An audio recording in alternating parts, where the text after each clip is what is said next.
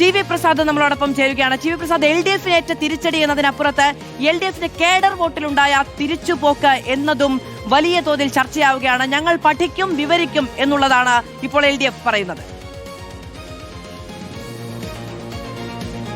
മാധു, ഏറ്റവും അടിസ്ഥാനപരമായ പ്രശ്നം അതാണ്. തെരഞ്ഞെടുപ്പിൽ തോൽക്കും ജയിക്കും അതെല്ലാം സാധാരണ തെരഞ്ഞെടുപ്പുകളിൽ ഉള്ളതാണ്.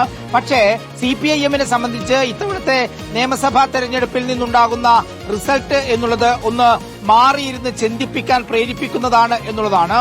കാരണം പയ്യന്നൂർ എന്ന് പറയുന്ന കോട്ട അതൊരിക്കലും തകരും എന്ന് CPIM സ്വപ്നത്തിൽ പോലും വിചാരിച്ചിട്ടില്ല എന്നുള്ളതാണ്.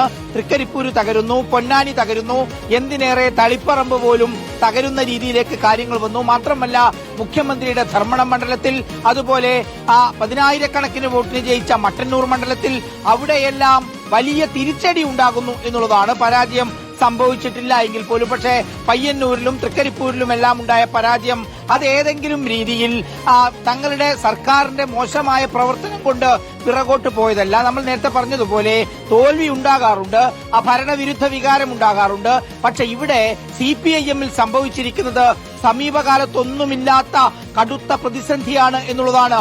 അതായത് കേഡർ വോട്ടുകൾ ചോരുന്ന രീതിയിലേക്ക് ഈ ഇലക്ഷൻ റിസൾട്ട് മാറി എന്നതാണ്. ഒരുപക്ഷെ പയ്യന്നൂരിലും തളിപ്പറമ്പിലും അതുപോലെ തന്നെ തൃക്കരിപ്പൂരിലും പാർട്ടി അനുഭാവികളുടേത് എന്ന് മാത്രമല്ല, ഒരുപക്ഷെ പാർട്ടി അംഗങ്ങളുടേത് തന്നെ വോട്ട് നഷ്ടപ്പെടാൻ ഇടയായിട്ടുണ്ടോ എന്ന പരിശോധനയായിരിക്കും ഒരുപക്ഷെ പാർട്ടി നടത്തുക. പ്രത്യേകിച്ച് പയ്യന്നൂരിൽ TI മധുസൂദനുമായി ബന്ധപ്പെട്ട് ഉയർന്ന ആരോപണങ്ങളുടെ ഭാഗമായി അവിടെ പാർട്ടി രണ്ടാണ്.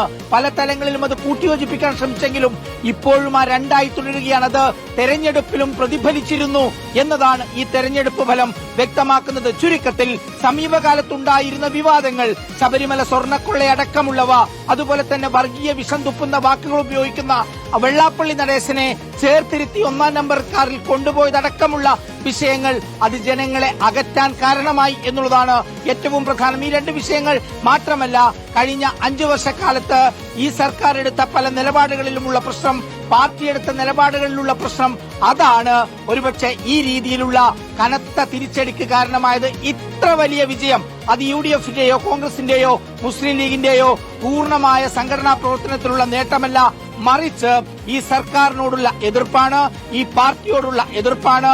അത് അതുപോലെ ജനങ്ങൾ പ്രകടിപ്പിച്ചു എന്നുള്ളതാണ്. ഒരുപക്ഷെ നേരത്തെ ടി.വി. പ്രസാദാണ് വിവരങ്ങൾ നൽകിയത്. 102 സീറ്റ് എന്ന വലിയ വിജയം UDF-ന് സമ്മാനിച്ചത് എത്രത്തോളം വലിയ തിരിച്ചടി LDF-ന് നൽകിക്കൊണ്ടാണ് എന്നുള്ളതാണ് വരും ദിവസങ്ങളിൽ LDF വിശദീകരിക്കേണ്ടി വരിക.